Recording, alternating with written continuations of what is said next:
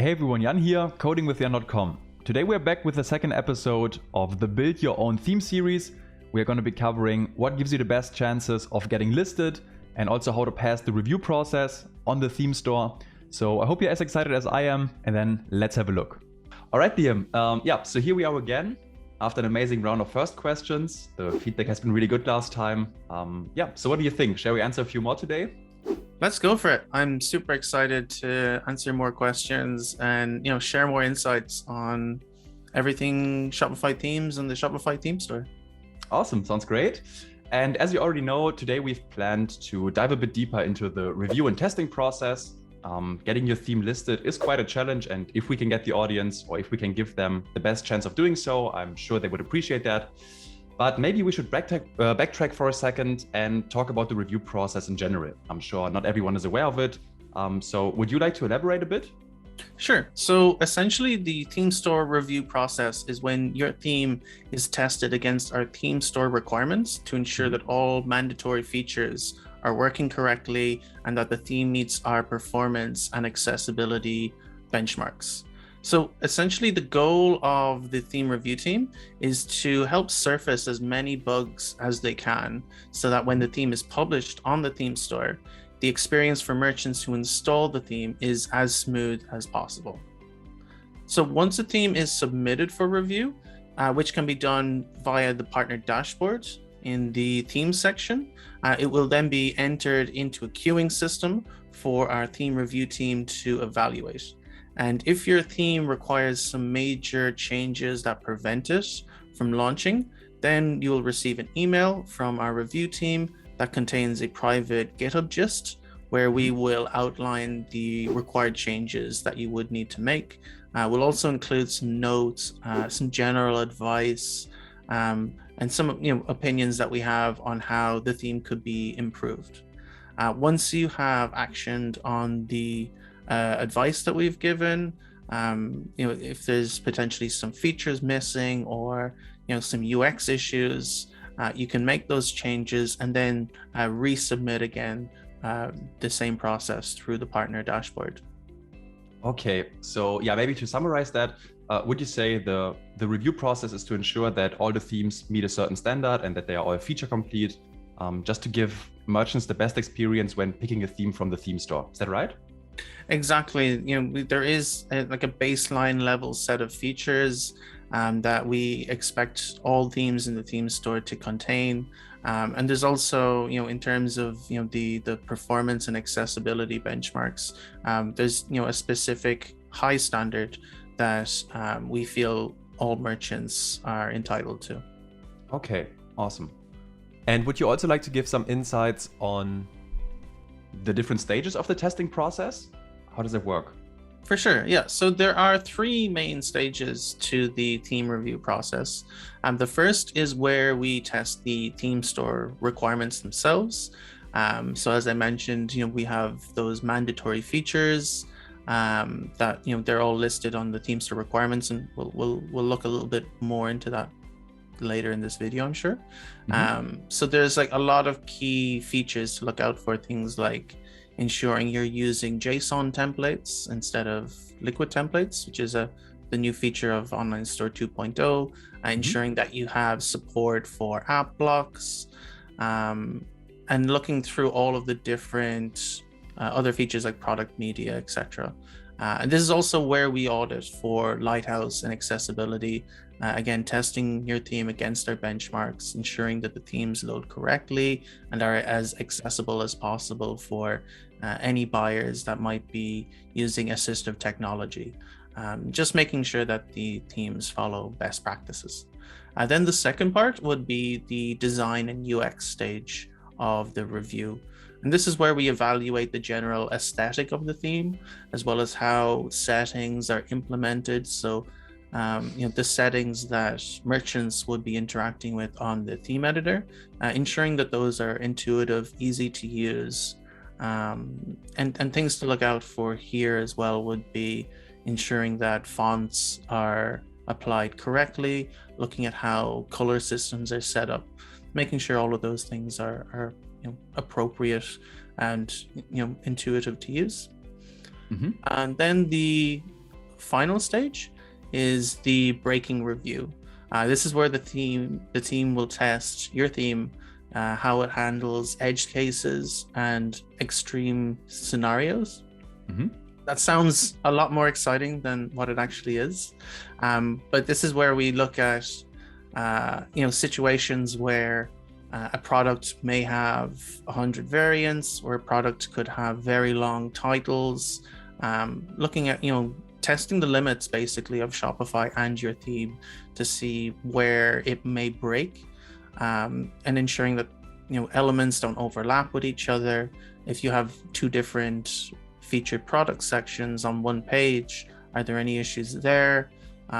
Looking at how collections might be displayed when you have different product image sizes and qualities, how your theme might be surfacing error messages. Is the right error being displayed in the right way?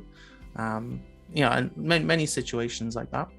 So once we've gone through the breaking review, then we just perform some pre-launch checks. This is looking at the demo stores, ensuring everything is set up correctly there, looking at the naming of themes and the styles and presets, and ensuring that you have documentation and support resources in place so that when merchants may have issues with the theme, there is a place for them to find guidance and help. So once the theme passes all these stages, you're then able to then launch your theme on the Shopify theme store. Wow, interesting. I didn't even know that there were like so many different testing angles. I think you've mentioned accessibility, page speed, then usability, UX, the breaking changes or the breaking test. Pretty much all to ensure that all themes meet the standard. And I would also say that that's a good thing, because I mean, one could argue that they could ask why is the theme store not an open marketplace? But yeah, it's just for that reason, to ensure that every theme has a good quality and to give merchants the best experience. Exactly. It's really very merchant focused, to ensure that there is not situations where maybe checkout flow could be disrupted in any way, and also just ensuring that we've a big priority on performance, on accessibility, and we just want to maintain that for the merchants that use Shopify. Okay, so I think that was a great overview about the review process in general. But now, given that it's part of the quality assurance, there must be some sort of guidelines or maybe a list of different features you have to incorporate into your theme. And we've also touched a bit on that last time. But shall we talk a bit about the requirements in general? So where does one even start to implement these, or where do you even start with the requirements? Sure. So just to start off, if anyone has not seen the requirements yet, they're on our developer docs site. So you can find them in the theme store section of our dev docs at shopify.dev/themes/store/requirements. Or if you just search for them on shopify.dev theme store requirements, they'll show up. And admittedly, there is definitely quite a lot of requirements. As I mentioned, the standard is quite high, and there's quite a lot of baseline features that merchants will expect to have on their store. So the best way, I think, to approach the requirements is really breaking down the different sections, looking at individual pieces and parts, and seeing how you can implement them maybe part by part, in the theme that you're building, and then moving on to maybe other requirements. So maybe the first part of the requirements to even look at is even the skipping ahead to part 4. And this is where we actually list out all of the required page types. So, looking at part 4 of the requirements, this kind of acts as a basic index of all the different page types and config files that can form the foundation of your theme. So with this list of templates, such as product, collection, article, etc., you can start to form like a basic skeleton or structure of your theme. And then if you look at part 6, we will list all of the necessary components and liquid objects that should be contained within each of the different pages or templates. So these would be, basic objects such as product.title, but also larger components like pagination for collection pages, options on 404 pages so that buyers are able to navigate to a different part of a site. One of the most important pieces of the requirements is definitely the mandatory features, which are listed in part 3. And this is, again, another great way to see how your theme can take shape with all of the different functionality and how that can be surfaced. So these would be things like dynamic checkout buttons, product media, where you can have video or augmented reality models available on product pages, unit pricing, and others like this. And this sort of, again, forms that baseline set of features that I mentioned that we expect themes on the theme store to have. Okay, yeah, I think that's very helpful. And obviously we could also link the article, or better to say the theme store requirements in the video description. Yeah. I think that would make sense. And now maybe, as a question, or let's say someone goes through the mandatory features, browses through the catalog, and then sees a certain feature on product pages, let's say, and the developer wouldn't have any idea how to implement it. Do we have some sort of a reference, or maybe something like a role model or some code to look up in order to get some inspiration in that regard? Yeah, definitely. That's essentially what we released Dawn as a source available theme on the theme store for. To be used as that sort of reference point to see how features and other requirements are implemented from a code perspective. And from talking to a lot of theme developers, I've heard that they've found it very valuable to spend time looking at Dawn, taking sections apart, looking at, in sort of minute detail how we've improved performance by relying on web native technologies, and they've really just gotten a much better understanding of how to build specific features in their own themes from taking a look at Dawn. But using Dawn as a reference point to understand how requirements are implemented is definitely not the same thing as reusing the same code from Dawn into your own theme build. We do have a section on the requirements as well that covers uniqueness. So what this means is when you submit a theme, it really must have a very distinct identity from any of our free themes. And we actually evaluate this in a number of ways. It's not just we do look at the visual identity and the visual aesthetic, but we also do look at the underlying code components as well. So we do check in a number of different ways and evaluate if this theme is a very unique theme.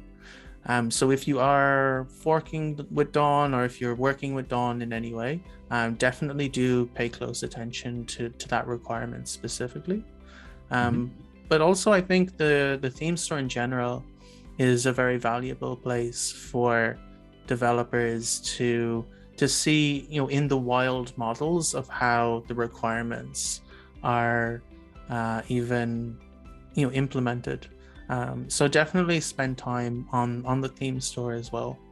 And also just like to add as well that even if you're not building a theme for the theme store, I think the theme store requirements and Dawn are both very useful for developers. If you're like customizing themes, or if you're building custom themes for a client, you can use these requirements still as your guideline. They're very, it's an opinionated document that we've created where we are saying this is what we think are the necessary features. This is how fast we think a theme should be. And you can even bring that into your own work and compare those requirements to maybe work that your client is asking for, And even if you're customizing, you could look at some features, and if your client doesn't have those features, you can even offer that as an extra customization, for example. Yeah, that's also an interesting angle. And yeah, maybe to quickly wrap that up, so you would say, like, okay, we came from the questions about the reference or the role model, and then, okay, maybe have a look at the Dawn theme, see how it's implemented there. And we've also mentioned this last video, you can use Dawn as a starting point, but then you really have to take it apart, build it back together, and make it your own. And then also take a look at some of the themes on the theme store. And maybe there would also be, or maybe it would be a good idea to understand how it works, take notes, and then just build your own thing. Is that how you would approach it, or? Yeah. Exactly. There's definitely a lot of different ways of researching that you can explore even before you even write one line of code. But you can look at the requirements, look at how those requirements have been implemented already, and think even about how those requirements could be implemented specifically for, if there's a particular vertical or industry that you're building for, how you could translate those into, the best experience for a merchant in that industry. Okay, yeah, that also ties into what we've covered last time. Focus on one niche, build for one vertical. That's what the theme store is, shifting towards, right? All right. Okay. So now, all right. Okay. Let's. All right. Okay. So now we got a way to tackle the mandatory features. And a bit earlier, you've also talked about lighthouse testing. That was when you explained the review process in general. And maybe for those of you who don't know, Lighthouse is the same underlying tool that's used in the Google page speed test. So maybe we could ask, what is the reason for it and what exactly is tested here or is being tested here? Would you mind sharing some insights on that as well? Yeah, definitely. So as I mentioned, ensuring stores are fast is a really big priority with Shopify. We all know the studies around slow loading times affecting conversion rates. And I think customers in general expect faster experiences from purchasing flows on a wide range of devices that they're using every day. So the requirements do link to some best practices that you can follow for ensuring that your themes are as performant as possible. These include tactics like preloading assets where possible, using system fonts, using Shopify's own servers as well to host assets so that there's faster delivery of those, and also optimizing the liquid code of your theme so that it's as efficient as possible. But I think one of the most important strategies to invest time in that's very impactful is really reducing the amount of JavaScript that you might contain within your theme, and especially avoiding using larger libraries like jQuery, which do carry quite a heavy performance cost. What I've seen is that a lot of theme developers that have really tackled performance successfully is that they've started to reconstruct or build from the ground up different components like carousels or slideshows, which would typically include a lot of JavaScript, and really try and strip down as much of the scripts as they can. And there's a really good article, which we can link below, that's written by one of our theme partners from Archetype Themes, where they detail how they've audited their theme and then how they've actually made improvements, and very often it's around reducing the amount of JavaScript. And these techniques will really go a very long way for helping with performance.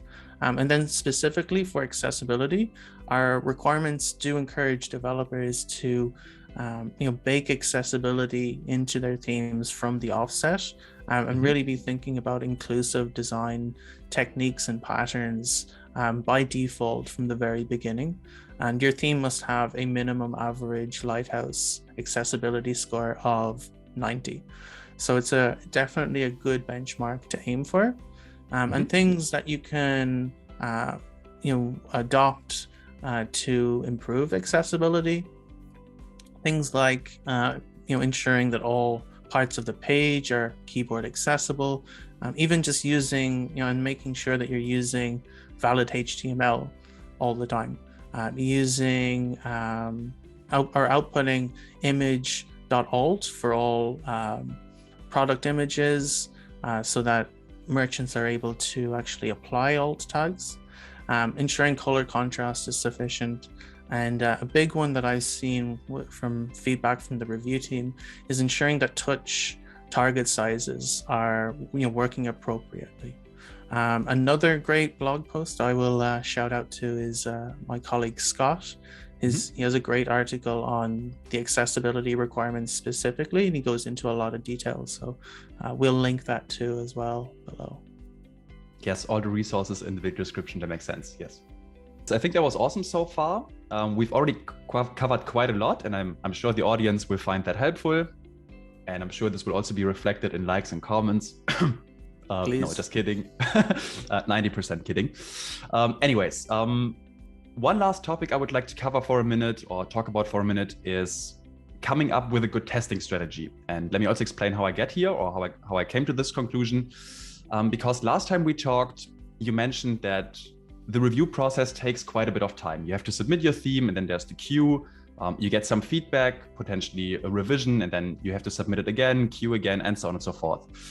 And the main thing, or the main problem here, is that many developers don't have a proper testing strategy for testing their own theme. And I know you've also published an awesome blog article on this lately, link in the video description as well. But maybe we could touch on that for a minute, or elaborate a bit, how to come up with a good testing strategy, or what's a good approach in general. Yeah, that's a really good point. I think developers can save themselves quite a lot of time by investing in a QA process that's very robust. And this will ensure that your review takes much less time. You're really doing yourself a favor by QAing as much as possible.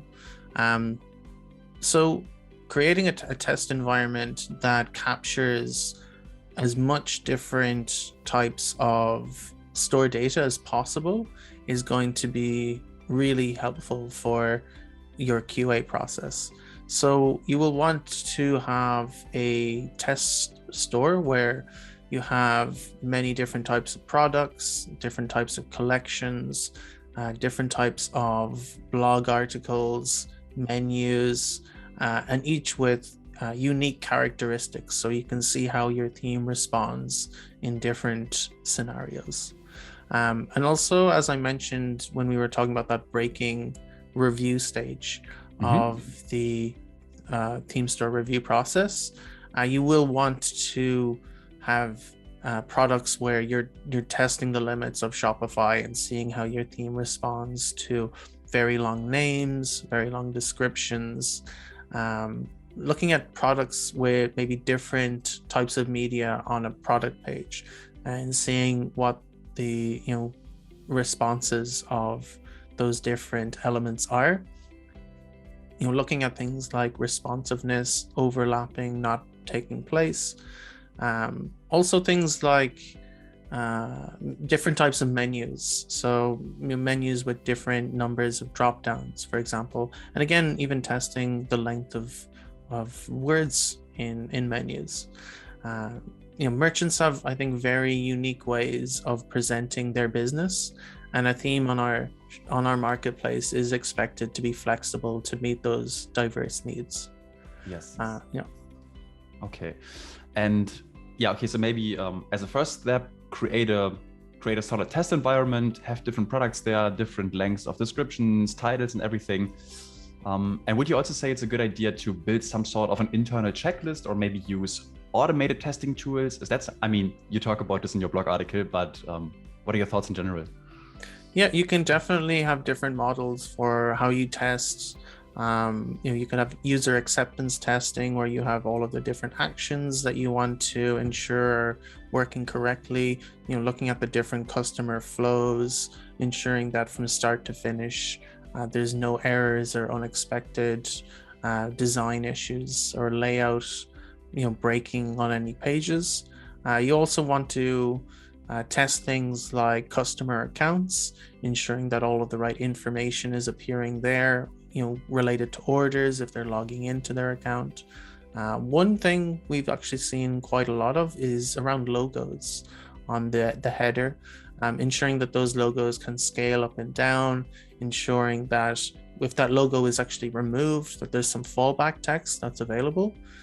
Also the search page, make sure that when you're searching for specific key phrases that you're getting results for different content types. So if you're searching for boots and you have a blog post about boots, that should be also appearing, as well as any products that are specific to that. Also filters, looking at the reaction of different values being added to filters, ensuring all the elements of the filter don't overlap with each other, that there's correct padding and margin around them, and ensuring that you have all of the correct values that should be contained within a filter. Okay. Yeah, so I think just from what you said, it would make sense to build some sort of an internal checklist, because I mean, you're super deep into this topic now and you can pull all these things off the top of your head, but someone new to this would probably need a checklist. For sure, yeah. And you can even rely on the requirements themselves as a checklist in some ways. True. We do list out the different mandatory features, and as you mentioned as well, like in that blog post that we'll be linking, that's all about testing. I also do give instructions on how to enable specific features on the store, because, for example, with unit pricing, there must be specific features enabled. So once you have those settings enabled, you're then able to test that feature. Okay, that's great. Yeah, I think overall this was super helpful so far, and we will link all the resources in the video description as mentioned. What I would propose now is that we keep this episode a bit shorter than the first one, and then we can just see what kind of questions we get, what kind of feedback we get. So yeah, call to action for the audience. Please leave your questions in the comment section. And then we can see what we want to, or how we want to spin the third episode. Does that sound all right with you as well? Yeah, that sounds perfect. That's, I think, the intention that I was having as well. Awesome. Yeah, then there's like nothing left to say except Liam, thanks for taking the time again. It's always an honor, a big honor to have you on this channel. And yeah, thanks in the name of the audience. Hoping to see you back soon. Thanks so much, everyone. Bye. So that's it for this video, and massive shout out to Liam. But now it's your turn, so please leave your questions or feedback in the comment section. An engaging community is always more fun, and part of that is your responsibility. And then have an amazing day. I'll catch you in the next one. Bye.